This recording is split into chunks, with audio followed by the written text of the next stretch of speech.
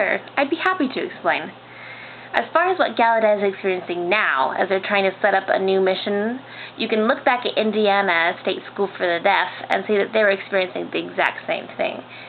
They were trying to set up a bilingual program and having a lot of problems getting it started, and many issues were popping up.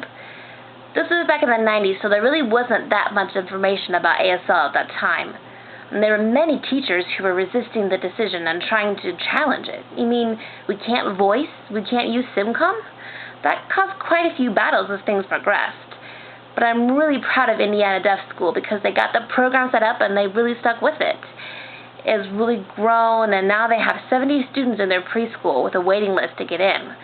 They still have a program and they're using their own curriculum. It's not perfect, but they're continuing to move forward. I think that's what's happening at Gallaudet right now. They're struggling to figure out what to do with ASL and English. Exactly what Indiana was experiencing in the 90s. So that was back in the 90s, and it's still going on today in 2007. The freshman class has come in this year with a new mission statement for Gallaudet. Would you mind explaining why you think there's so much fear concerning bilingual programs? What do you think people are afraid of? Well, really, I think there's one basis of fear, and that's ignorance. Not that people are stupid, they just don't know. They haven't learned about it. So they respond by challenging and resisting what's happening.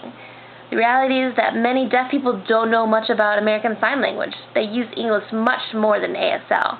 They read it and write it, they study it, but they don't get that chance when it comes to ASL. There's maybe 10% of deaf people that really know ASL on a deeper level, maybe even less than that. Hearing people, on the other hand, pick up ASL all the time. They have a lot more opportunities than deaf people do.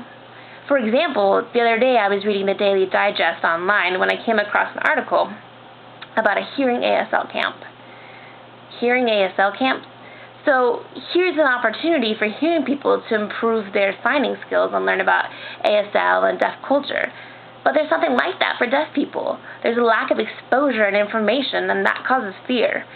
People don't know where ASL is supposed to fit in or how to use it alongside English. It's important to educate people about bilingualism and what it means.